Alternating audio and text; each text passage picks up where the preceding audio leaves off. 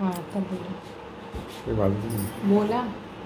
हे ईश्वरा, सर्वांना चांगली बुद्धी दे, आरोग्य दे. बसा ना. सर्वांना सुखात आनंदात ऐश्वर्यात ठेव. सर्वांचं भलं कर, कल्याण कर, रक्षण कर. आणि तुझे गोड नाम मुखात अखंड राहू दे. उद्धारा जगतधारा देई सर्वासावर. स्वरूपानुसंधानी चित्तरमो निरंतर. काम क्रोधादिक थारा मिळो न च अंतरी. अखंडित वसो चित्ती तूच अनंता सर्वांतरी. शरीरी घरी दारी कन्यापुत्रादी परिग्रही. अनासक्त असो चित्त आसक्त त्वत् अनुग्रही. मिळो धन मिळो मान मिळो लौकिक आगळा. सोडवी हा परिमद मोह पाशांतुनी गळा.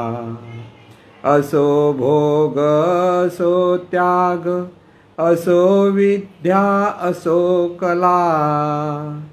अविट पद पदमांची भाव भक्ती दे सकळा. चराचर दिव्य रूप दिसो बाहेर अंतरी. सर्वांचे भले व्हावे उच्चारो मन वैखरी. मी माझे मावळो सर्व तू तुझे उगवता. मी तूपणा जगन्नाथा हो एकची तत्वता. देव भक्त असे द्वैत अद्वैत न खंडिता. दाखवी देवानंता प्रार्थना ही तुलाता. सद्गुरुनाथ महाराज जय. सद्गुरु पै माऊली मातोश्री मायांना प्रथम कृतज्ञपूर्वक वंदन. आणि आपण सर्व सद्भक्त सत्श्रोते हो, आपणा सर्वांना आदरपूर्वक नमस्कार. गेल्या शनिवारी आपण धारणा ह्या अंगाने चिंतन करीत होतो. आणि ही धारणा प्रत्येकाकडे कशी प्रगट झाली पाहिजे, आणि त्यासाठी सुरुवातच आपण अशी केली होती की धारणा म्हणजे धरून ठेवणं. लक्षात घ्या, धरून काय ठेवायचं, तर बऱ्याच लोकांचं म्हणणं असतं विचार धरून ठेवायचं. पण विचार धरून ठेवण्यासाठी विचाराच्या मागे गेलं तर तिथे भावना असते आपली, आणि भावनेतून विचार स्फुरतात. भावनेच्या मागे भाव असतो, आणि ह्या भावाला जेव्हा बाहेरील घटना, बाहेरील अंगाने असलेलं स्मरण यांचा जेव्हा स्पर्श होतो तेव्हा भावना उद्दीपित होतात आणि भावनेतून विचार निर्माण होतात. म्हणजेच विशिष्ट पद्धतीने जर आपण आपल्याकडे भावना दृढ झाली तर तिलाच आपण धारणा म्हणतो. भावना दृढ होणं म्हणजेच जो आपला भाव आहे त्या भावाच्या ठिकाणी मन अतिशय स्थिर असतं, आणि बाहेरून जेव्हा काही घटना किंवा काही व्यक्ती किंवा काही विचार जेव्हा आपल्यापर्यंत येतात तेव्हा दृढ भावनेमुळे त्या भावाला त्याचा तसा स्पर्श न होता भाव त्याच्या मूळ स्वभावानुसार भावना प्रकट करतो, आणि भावनेतून पुन्हा जे विचार धारणेच्या अंगाने जे असतील तेच प्रकट होत असतात. म्हणजे आता हे जे शास्त्र जर आपण समजून घेतलं तर आपल्या ठिकाणी मुळात आपला भाव जो आहे तो तो आपला भाव आहे, तो जो देहभाव आहे त्या ठिकाणी देवभाव प्रगट झाला पाहिजे. पण तो प्रगट होण्यासाठी जी साधना आपण घेतो की ज्या सद्गुरूपणीत जी साधना आपण करत असतो ती साधना आपल्याला दृढ करायची हे पहिलं लक्षात ठेवायचं. म्हणून भाव आणि भावना या भावनेच्या संदर्भात एक महत्त्वाचा मुद्दाम लक्षात घेता येईल की ते ह्या भावनेमध्ये श्रद्धा असेल, सद्गुरूंवरती निष्ठा असेल आणि सद्गुरूंनी सांगितलेल्या ज्ञानावर श्रद्धा असेल तर तो भावा धरण्याची जी साधना आहे ती आपल्याकडनं व्यवस्थित व्हायला लागते आणि त्याचबरोबर आपली भावनाही स्थिर व्हायला लागते. म्हणून भावना धरून ठेवणं, भावना धरणे ही धारणा लक्षात घ्या. भावना काय की जे हे दिव्य स्वरूप आहे किंवा हे जे चैतन्य स्वरूप आहे त्या चैतन्य स्वरूपाच्याच अंगाने सगळं आपलं जीवन चाललेलं आहे. ही भावना आपल्याकडे सतत असली पाहिजे आणि ही जेव्हा सतत भावना असते तेव्हा ती धारणा होते आणि ही धारणा दृढ झाली की आपलं पुढचं जे जीवन प्रवाह आहे, विचार, उच्चार, आचार ते त्या पद्धतीने जीवनात आकाराला येतात आणि धारणेप्रमाणे आपल्याला हवा तो प्रभाव आपल्या जीवनात प्राप्त होतो. ही एक बाजू. त्याचबरोबर ह्या धारणेचं इतकं महत्त्व आहे खरं सांगायचं तर ही धारणा जर आपल्याला व्यवस्थित धरता आली तर आपल्याबरोबर आपल्या आजूबाजूच्या लोकांवरही त्याचा तितकाच प्रभाव पडतो. म्हणजे ह्या धारणेच्या अंगाने आता जे एक गोष्ट घडलेली मी सांगेन तेव्हा आपल्या लक्षात येईल की धारणेतून आपला भाव स्थिर राहतो, आपल्या भावना सुंदर राहतात, पण त्याचबरोबर ह्याच धारणेतून आपल्या विचारांचा प्रभाव किंवा आपल्या भावनेचा प्रभाव समोरच्यावरही पडतो, अगदी जवळच्या लोकांवर पडू शकतो. आता ही सगळं जे आहे हे कसं आहे असं म्हणायला गेलं तर हे सगळं मनाचं शास्त्र आहे आणि हे मनाचं शास्त्र व्यवस्थित समजलं पाहिजे आणि म्हणून सतत सत्संगतीत राहणं, चांगले विचार करणं, चांगल्या विचारांची धारणा करणं, त्याच्यातून चांगल्या भावना आपल्याकडे सतत प्रवाहित कशा होतील किंवा प्रगट कशा होतील हे पाहणं हे आपल्याला शास्त्र समजल्यावर अधिक उत्तम तऱ्हेने कळेल. म्हणून सत्संगत ही अतिशय महत्त्वाची आहे किंवा चांगल्या विचारांचे ग्रंथ जे सद्गुरूंनी आपल्या ग्रंथ लिहिलेले आहेत असे जे ग्रंथ आहेत की त्याच्यातून आपल्याला आपल्या ठिकाणी असलेली सद्भावना सतत दृढ असली पाहिजे. भावना काय आहे ते चैतन्य स्वरूप आहे, ही भावना आहे लक्षात घ्या. आहे ती चैतन्य स्वरूप आहे, आधी आपण ही भावना दृढ करतोय. जाणते जे आहे ते जाणतं म्हणून जाणते ते चैतन्य स्वरूप आहे ही सुद्धा भावना आहे, ती दृढ करायची आहे. आणि जे जे दिसतं तेही चैतन्य स्वरूप आहे हाही विचार भावनाच्या अपेक्षेत दृढ करायचा. आणि भावना असली पाहिजे की सर्वत्र चैतन्य स्वरूपच आहे आणि सर्वांचं भलं होत आहे. ही जेव्हा सत्साधकाच्या ठिकाणी भावना दृढ होईल म्हणजे त्याच्या ठिकाणी जेव्हा धारणा निर्माण होईल आणि ह्या धारणेचा प्रभाव त्याच्या जीवनात आणि त्याच्याबरोबर असलेल्या लोकांच्या जीवनात अधिक सुंदर तऱ्हेने प्रभावित होईल आणि सर्वांचं जीवन त्या पद्धतीने त्यांना आनंदाने जगता येईल.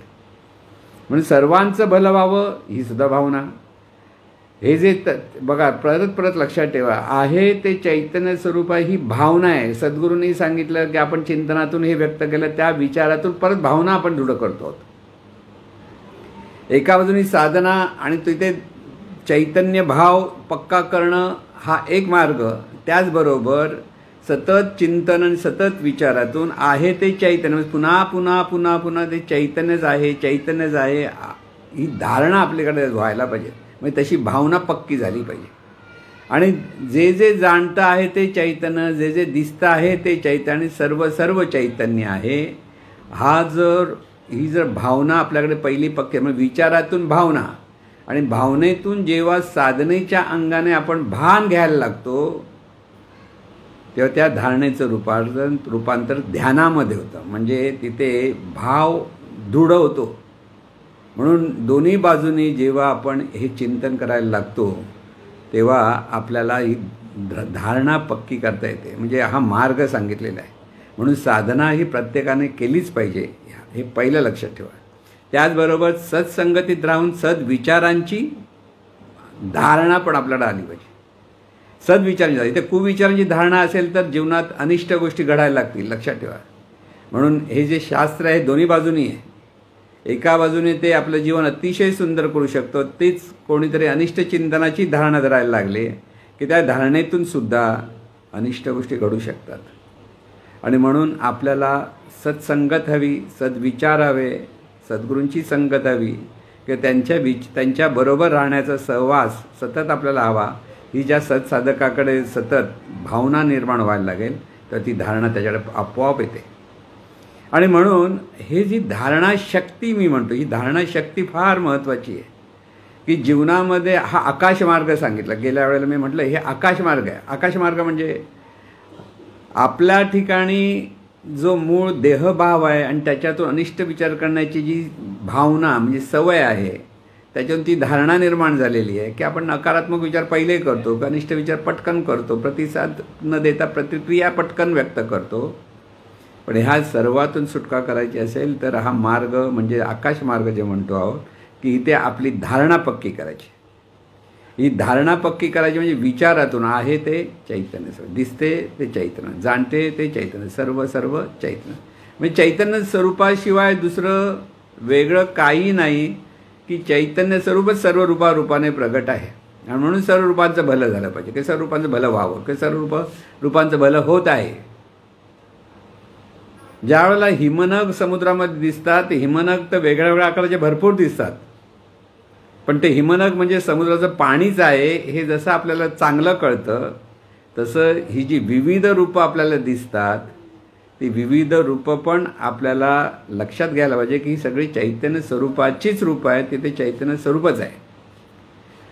म्हणून समत्वाने पाहणं आणि सर्वांच्या भल्याचा विचार, की सर्वांच्या भल्यासाठी जी तळमळ लागते साधकाच्या ठिकाणी, ती आपल्याकडे जेव्हा लागायला लागेल तेव्हा त्या साधकाची धारणा पक्की होते. हे महत्त्वाचं लक्षात ठेवायचं. म्हणून हा मार्ग आहे आणि ह्या मार्गातून कसं जीवन सुंदर घडतं याचं आता आज आणखीन एक सुंदर असं उदाहरण आहे ते सांगेन. आता हे जे उदाहरण आहे ते म्हणजे घडलेली गोष्ट आहे, 19व्या शतकातली ही गोष्ट आहे.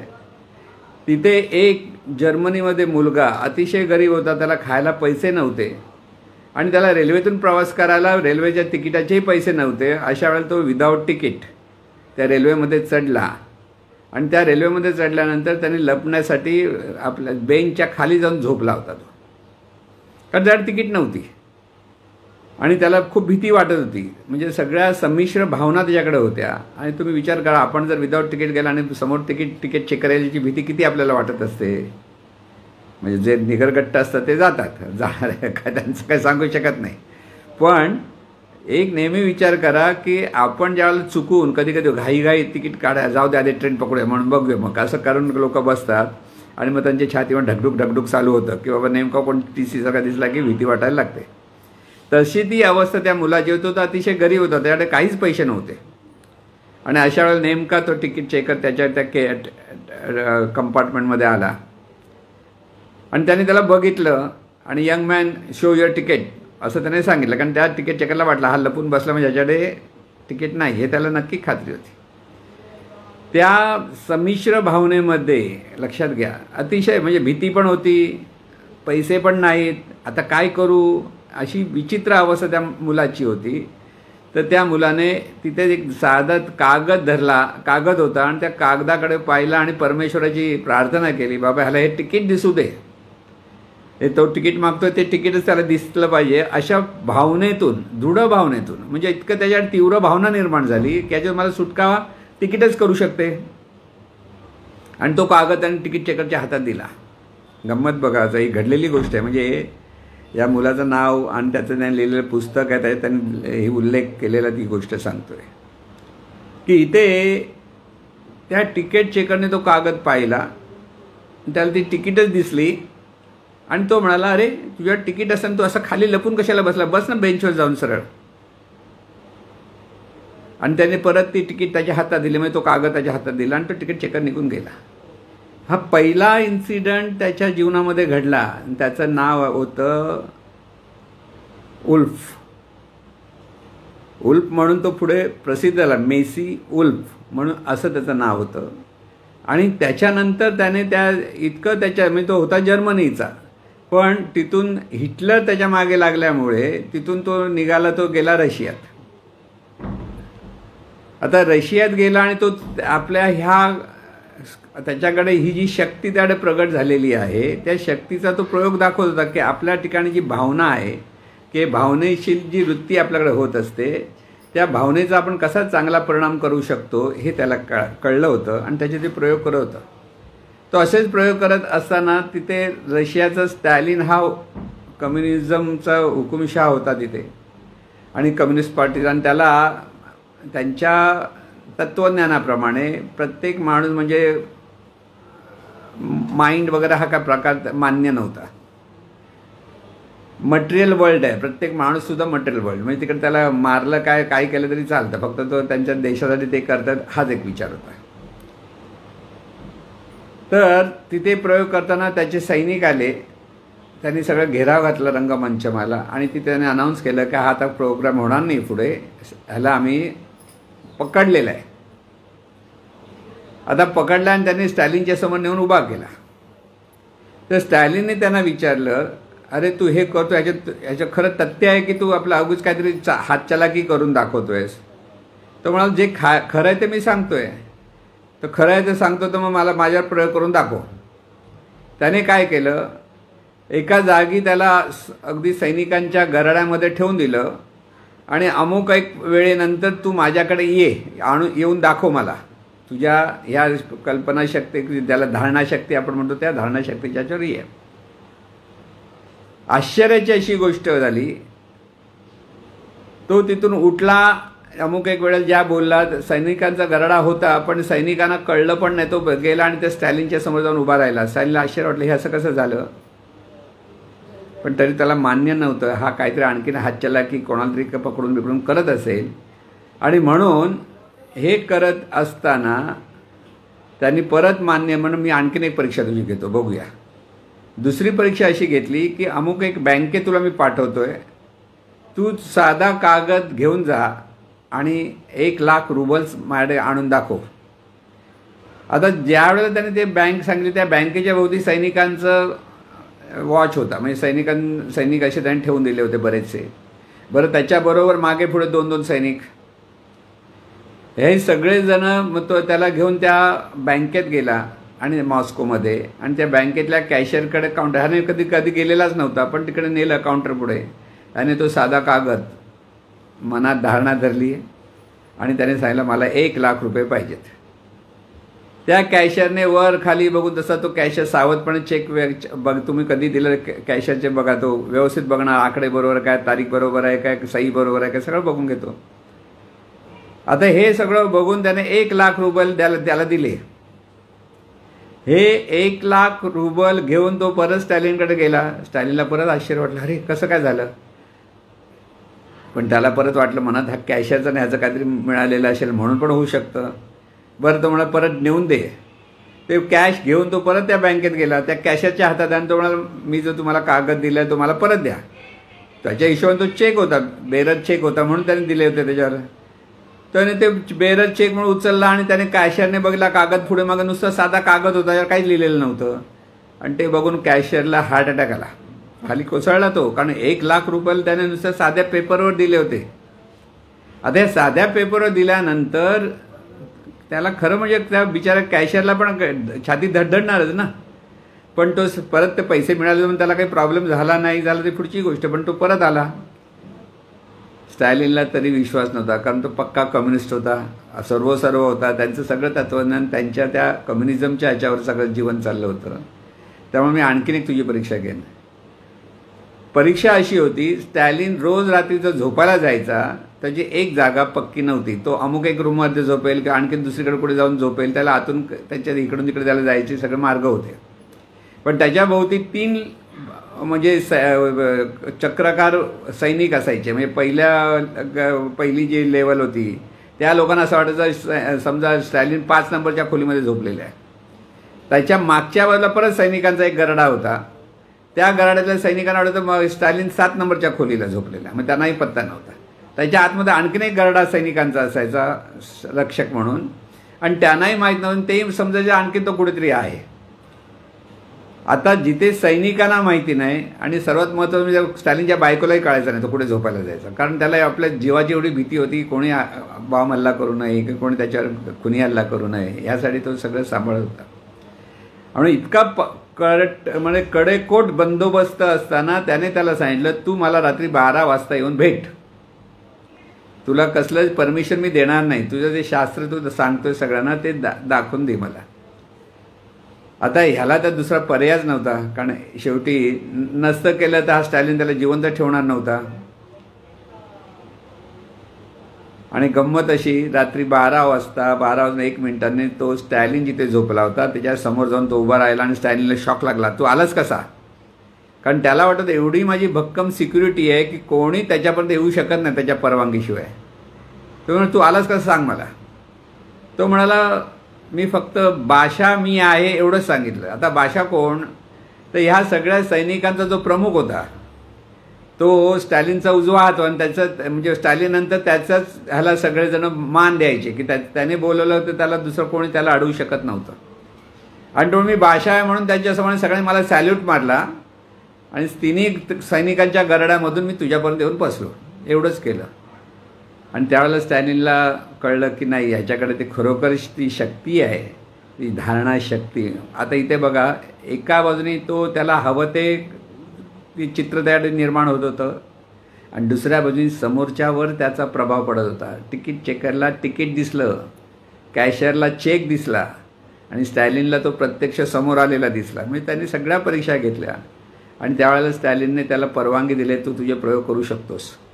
त्याच्या अगोदरचे जेवढे मनशास्त्रावर मनाच्या शास्त्रावर जे प्रयोग करणार होते त्यांना सगळ्यांना स्टॅलिनने मारून टाकलं होतं.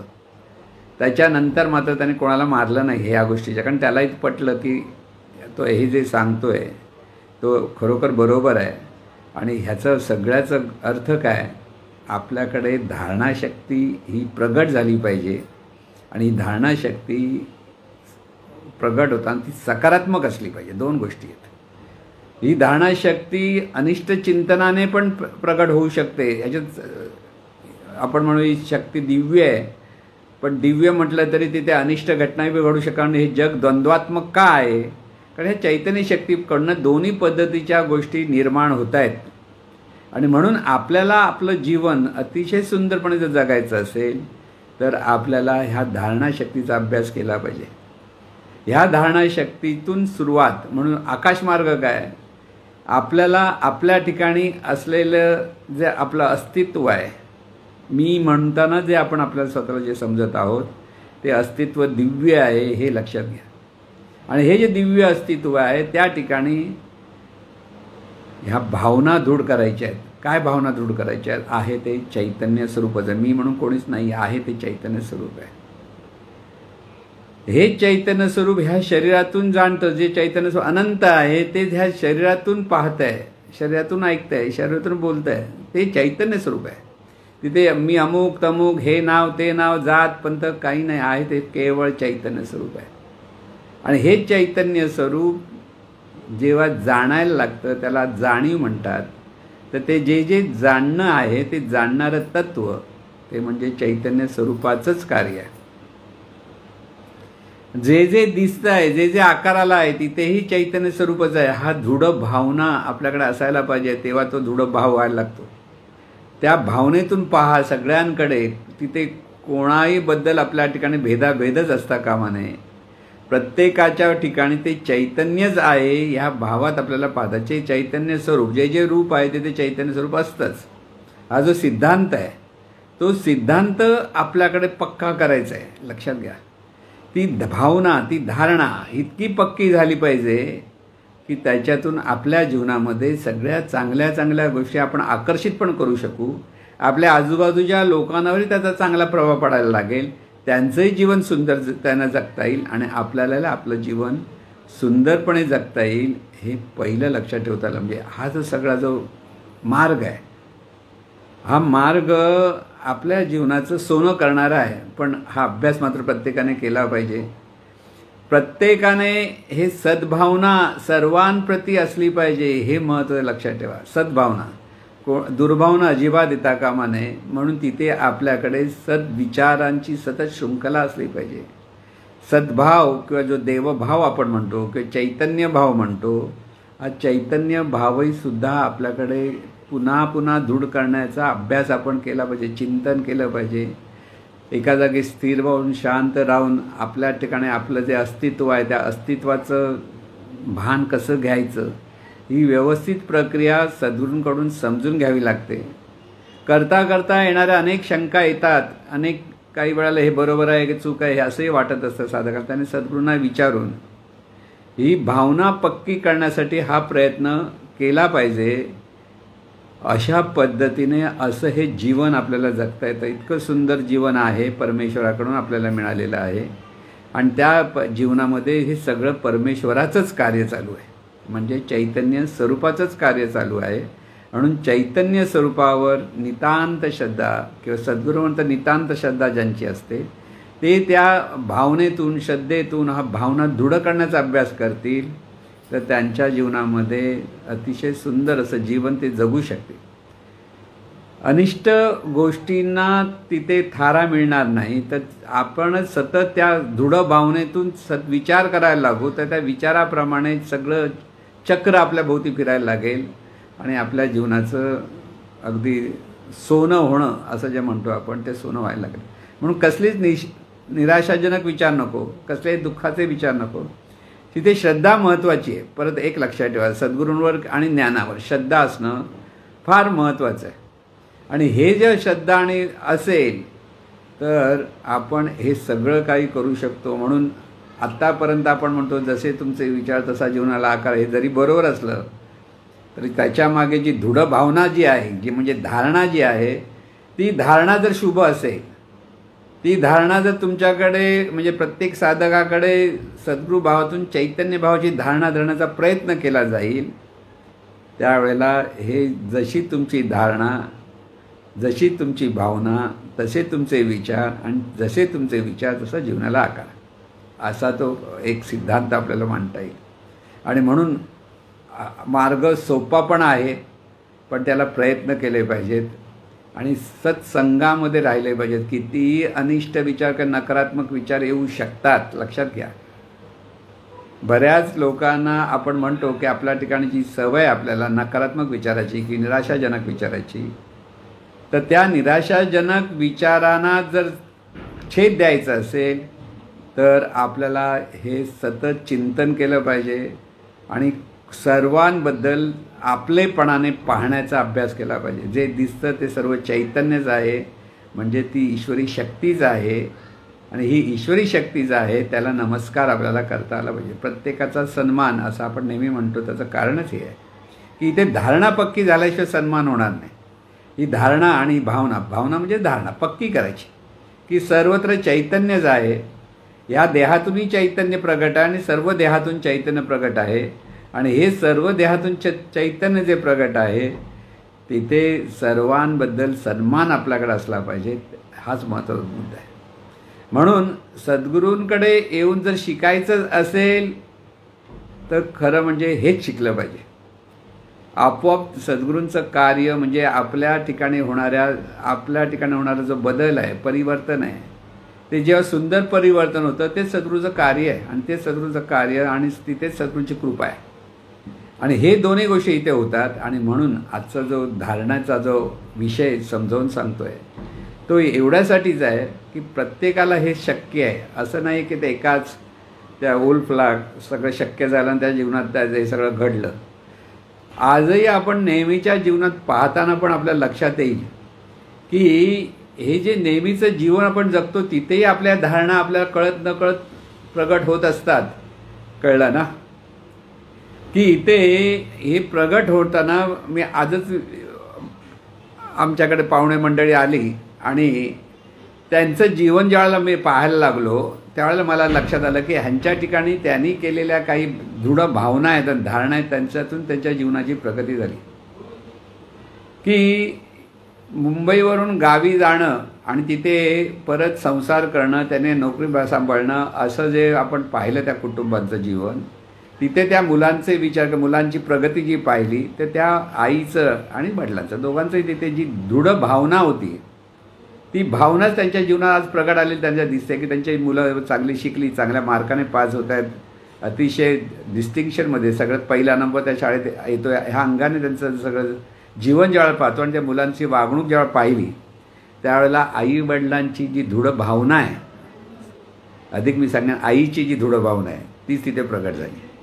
आणि म्हणून प्रत्येकाच्या जीवनात ह्या गोष्टी घडतात, पण आपलं तिथे लक्ष नसतं. आपण छोट्या छोट्या भावनेतून कधी कधी चांगलं कार्य आपल्याकडे झालेलं असतं, पण ते कशामुळे झालं, काय झालं हेच कळत नाही आपल्याला. आणि म्हणून आपल्याला हे सतत करता आलं पाहिजे, सहज करता आलं पाहिजे. पण हे सहज करण्यासाठी मात्र हा अभ्यास प्रत्येकाला करता आला पाहिजे. आणि हा प्रत्येकाला अभ्यास जमेल तेव्हाच हे खरं शक्य, आपोआप होणार नाही. त्या उलटला आपोआप झालं असं तुम्हाला वाटत आहे, पण नाही, त्याच्यामागे त्याच्या पूर्वजन्माचा काहीतरी अभ्यास असला पाहिजे.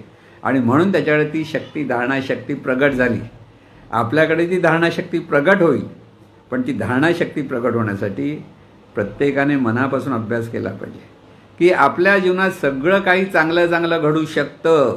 एक लक्षात ठेवा, दिव्यत्वाची अनुभूतीपासून जीवनामध्ये प्रपंचाच्या अंगाने किंवा आणखीन समाजाच्या अंगाने आपण अतिशय सुंदरपणे जीवन जगू शकतो जेव्हा आपल्याकडे ही धारणा पक्की होईल. तेव्हा तिथे सर्वच आपले, हा जो भाव आहे तो भाव तिथे असला पाहिजे. सर्वच आपले आहेत आणि सर्व जे जे आपले आहेत त्या सर्वांचं भलं झालं पाहिजे, हा त्याच्या पुढचा भाग आहे.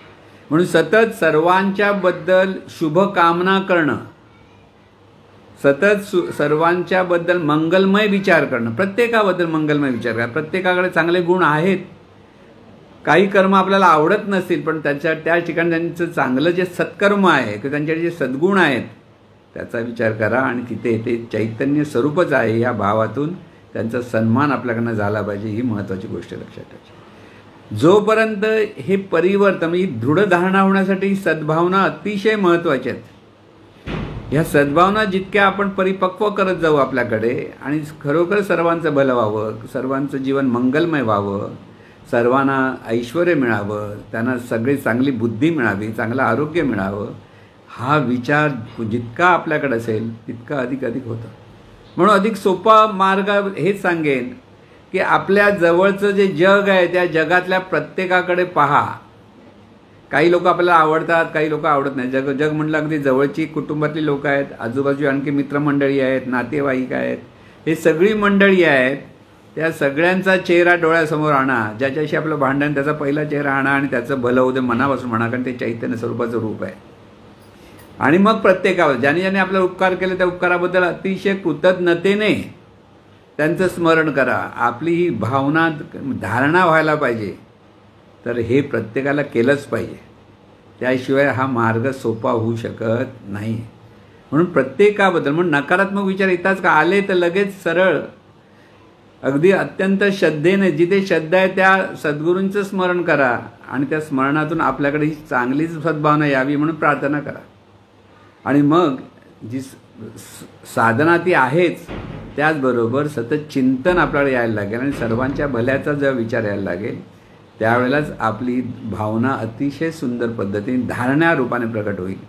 आणि ही धारणा आपल्याला दिव्यत्वापर्यंत पोचवेल. लक्षात घ्या, साधी सोपी गोष्ट नाही आहे ती तशी बघायला गेलं तर, पण ह्याच मार्गाने आपण गेलो आणि सर्वांच्या भल्याचा विचार सतत आपल्याकडे यायला लागेल. सर्वांबद्दल कृतज्ञता आपण व्यक्त करायला लागू मनापासून, कारण प्रत्येकाचा कुठे ना कुठेतरी आपल्याला उपयोग झालेलाच असतो, हे आपण विसरतो.